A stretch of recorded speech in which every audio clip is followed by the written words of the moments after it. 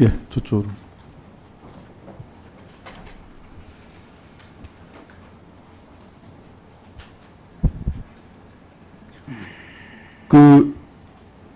시작하겠습니다. 김태호 차장님. 네, 김태호 차장님 뉴라이트세요? 아닙니다. 2007년 대선 당시 이명박 대통령 후보를 지지하는 뉴라이트 지식인 선언 100명 선언자 PPT 좀 보여주세요. 여기 김태호 차장님 이름 올리신 거 맞죠? 그때는요. 올리신 거 맞죠? 네, 이름은 올리라 그랬습니다만은 참석하거나 그 이후에 연결된 적이 없습니다. 뉴라이트 백인 선언, 지식인 선언 올리신 거 맞잖아요, 그죠? 네, 거기에는 같이 이름. 근데 왜 지금은 뉴라이트가 아니세요? 그 이후에 활동한 적이 없기 때문입니다. 뉴라이트라는 게 부끄러우세요, 지금? 뉴라이트라고 제가 그때 이름을 쓴 것은 네. 구태의연한 우파 보수를 벗어나서 신선하고 참신한 젊은 우파 보수 지식인이 되자, 그래서 그 말을 듣고 이름을 쓰라 그랬던 그러면 뉴라이트는 지금 어떤 말로 쓰입니까? 그 이후에는 제가 모르겠습니다. 아, 몰라요? 네. 세상에 이 정부는 굉장히 재밌는 게 뉴라이트라고 평가받는 사람들을 다 정부에 갖다 쓰면서 아무도 본인이 뉴라이트라고 얘기하는 사람이 없어요. 그렇게 부끄러운 호칭입니까? 뉴라이트의 개념을 많은 사람들이 정치적으로 재단을 했기 때문이라고 생각합니다. 뉴라이트가 본인이 생각하는 뉴라이트 개념은 뭡니까? 지금도 같습니다. 혁신적인 깨끗한 우파입니다. 아, 지금 뉴라이트로 평가받는 윤석열 정부에서 뉴라이트로 평가받는 분들 데려다 쓰는 분들 혁신적인 젊은 우파다 이런 분들 데려다 쓰는 거예요? 제가 인사권자가 아닙니다만 예. 뉴라이트를 생각하고 인사를 하신 적이 없을 것입니다. 세상에 우리는 그러면 뉴라이트는 세상에 없는데 허상을 두고 국민들이 야당들이 뉴라이트 비판을 하고 있는 거라고 그 차장님은 지금 말대로라면 논리적 연관성 속에서는 그렇게 평가하시겠네요? 세상에 뉴라이트가 있습니까 없습니까? 뉴라이트가 많이 악용되었고 정치권에서 변질되었다고 누가 생각합니다. 악용했습니까? 그것은 알아서 판단을 알아서요? 부탁드리겠습니다. 누구요? 국민의힘입니까? 조국혁신당과 민주당입니까? 모두 해당한다고 생각합니다. 아, 국민의힘도 뉴라이트를 악용하고 계세요? 국민의힘 의원들이 굉장히 서운하실 것 같은데. 자, 중요한 것은 일본의 마음이라는 말씀하셨는데 왜 이런 말씀을 하셨을까 너무 궁금해갖고 논문을 찾아봤는데 아까 논문에서 그런 말을 쓴 적 없다라고 하는데 PPT 좀 보여주세요. 자, 일본이 한반도 2006년 한일 관계가 민주동맹으로 거듭나기 뭐 이런 논문 쓰셨는데 일본이 한반도 유사 사태에 개입하는 것이 기정사실화되는 것은 평상시 대북 억지력을 증대시키는 효과를 가져올 것이다. 라고 해서 유사 사태 개입 주장하셨어요. 이 개입이 뭡니까? 일본의 미국에 대한 후방 지원입니다. 후방 지원이다. 네. 자, 자위대가 주권 국가로서 교전권을 사용하지 못하는 사태에 영원히 있어야 한다는 논리는 대단히 편협하다. 이런 얘기도 하셨죠? 논문에서.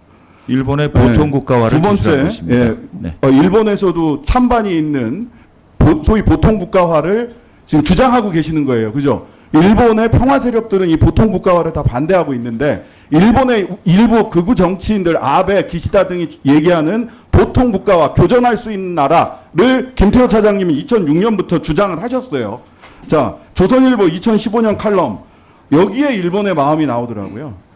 일본의 마음을 단순하게 축약하면 약속하고 합의한 내용을 어기는 한국을 못 믿겠다는 것이다.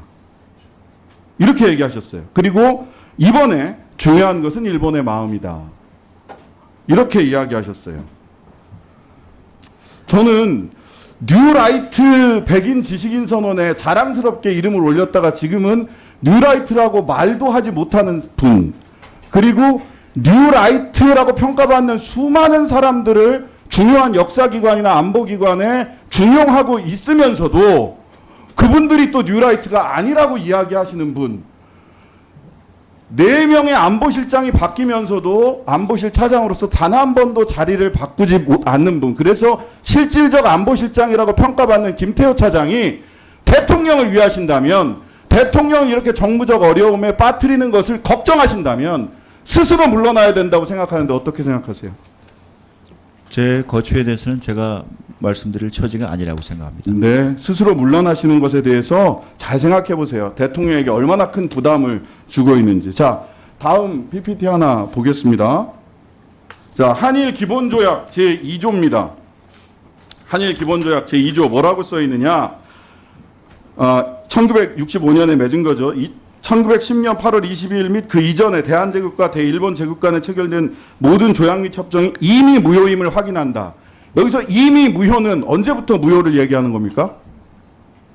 지금 저것이 어떤 문건인지를 제가 잘 보지 않았어요. 안보실 차장이 이 문건을 몰라요? 한일 기본조약 1965년 네. 본인 국제정치학자 아니세요? 네, 계속 질문해 주십시오. 1965년 한일 기본조약 제2조입니다. 몰라요? 저게 뭔지? 여기 이미 무효라고 되어 있는데 네. 다음 PPT 보시죠.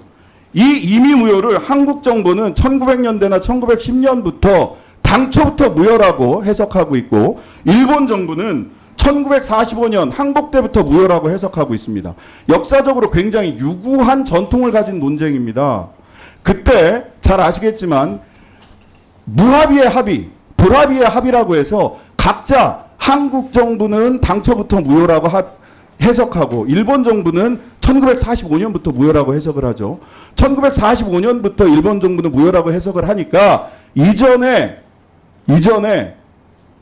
한국 불법 강점을 전부 다 합법이라고 얘기하는 거고 그러다 보니까 강제징용 피해자들은 조선반도 노동자로서 그저 일본 같은 나라에 어디에 가 있었던 것에 불과하게 된 겁니다. 근데 이 사실을 모르신다고요? 어떤 문서인지도 몰라요? 저는 대한제국 그리고 상해 임시정부부터 우리가 주장해온 을사조약의 무효 주장에 대해서 동의하고 국제법적으로 힘이 강했을 시절에 일방적으로 일본이 주장하는 그 해석은 그 당시대로 또 존재한다고 이렇게 생각합니다. 그 당시대로 어떻게 존재하는 겁니까? 그 당시대로? 자, 이 해석 때문에 어떤 얘기가 나오는 거냐면요. 한국 대법원은 불법 강점이기 때문에 당초부터 무효이기 때문에 강제징용 대상 판결을 하는 겁니다. 그런데 김태호 차장을 비롯한 윤석열 정부는 제3자 변제안을 끄집어내오는 거죠. 왜? 일본 정부의 1945년부터 무효라는 그 해석을 따르고 있기 때문에. 왜 제3자 변제안이 끄집어 나왔습니까? 1965년 한일 기본조약에 일본 측 해석을 따르고 있기 때문 아닙니까? 아닙니다. 노무현 정부와 박정희 정부도 똑같은 해석을 내려서 자체적으로 국가 예산을 들여서 강제징용 배상을 한 것입니다. 마지막 질문입니다. 그렇다면 한국 사법부의 판결은 잘못된 판결입니까? 한국 사법부 판결은 1965년 이미 무효 이것이 당초부터 무효라고 하는 해석에 입각해서 전원합의체 판결을 내렸어요.